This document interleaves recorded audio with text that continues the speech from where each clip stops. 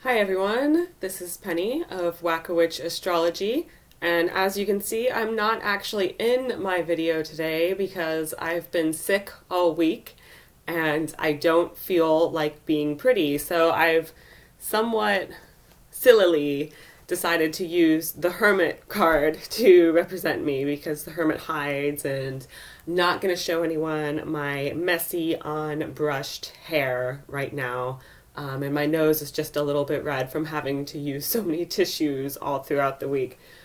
But I've been thinking about a lot of stuff leading up to and so far during this Mercury retrograde, which, as a Virgo rising, is in my eighth house, which is a house of very deep places.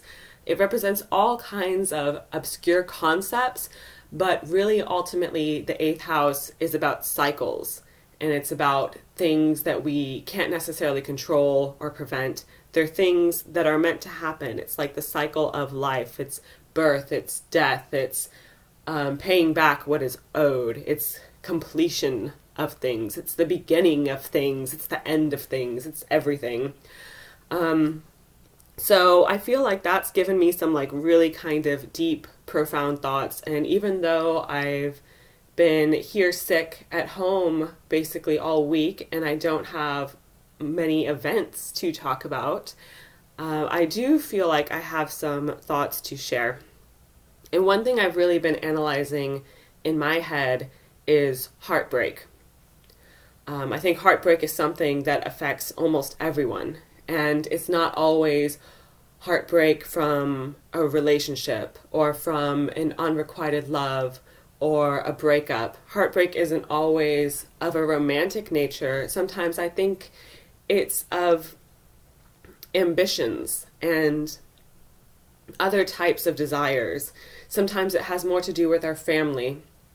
Sometimes there's a death, there's a person that we lost, and that event has broken our hearts. Sometimes we just feel like failures and we feel like we're never going to be able to live up to our dreams, and that breaks our hearts. And then we have all these people wandering around with broken hearts, and because they're broken inside, they act out in ways that end up hurting other people as well. And just basically, the more heartbroken people we have running around in the world, the more unpleasant the place becomes because we act out in such ways. And in my experience, at least, it's hard to really acknowledge and understand your heartbreak until you see how it's affecting you. You see the way you're acting. You see the horrible things that come from this internal pain. And you have to stop and look and ask yourself, why am I acting this way? Why am I hurting like this? Why do I have not even the desire, but the impulse to be destructive, to destroy things in my life, and perhaps even try to tear down things in other people's lives, perhaps to try and tear down other people's self-esteem, if that be what it is. If maybe your heartbreak is that you feel you are not good enough, you are not desirable enough, or you are not pretty enough, and you want to make sure that other people don't feel that way too, just so you can even the score. So I feel like this is something that's really been hurting and negatively affecting a lot of people. And if we want to make the world a better place, and we want to be successful in our lives, whether it be our love life, our career, whatever ambitions we may have, then I think we have to be able to heal from that heartbreak and get everything clean and set good intentions. And, maybe this is just the fluffy, idealistic way that I look at life, but I feel like anyone who has been cruel, anyone who has done something bad, even the bad, horrible, awful people we hear about throughout history and in the news and all the bad things that are happening in the world, I feel like it originates from a place of heartbreak. And where that heartbreak began can be very difficult to trace. Now, it doesn't excuse our actions, but I do believe that we have to understand what the problem is. We have to be able to identify it in order to be able to fix it. And fixing it doesn't mean we're going to be like, oh, it's okay, there, you're just hurting others because you yourself are hurt, and that's perfectly fine.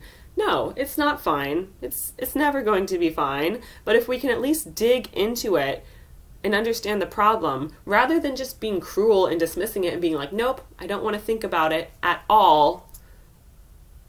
If we don't think about it at all, we don't analyze it, we don't dissect it, then we're not going to be able to know what the problem is, and we're not going to be able to ever fix it.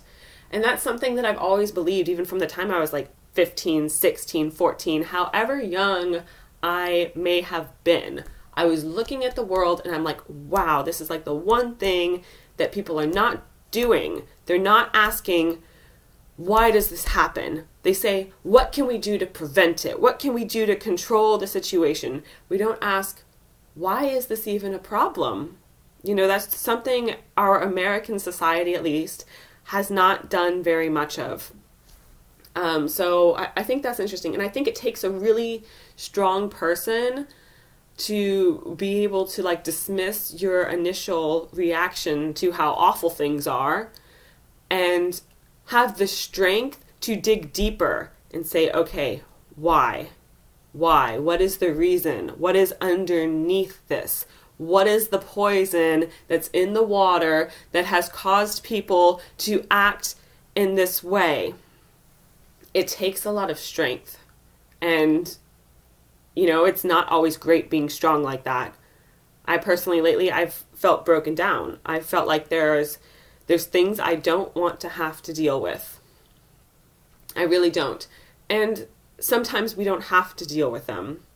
You know, if someone has left our life, if they're not in the picture anymore, if they're not going to be a part of our life, maybe they don't even want to be a part of our life, then there's no reason for us to sit here and try to figure it out, unless it's for future reference, I guess.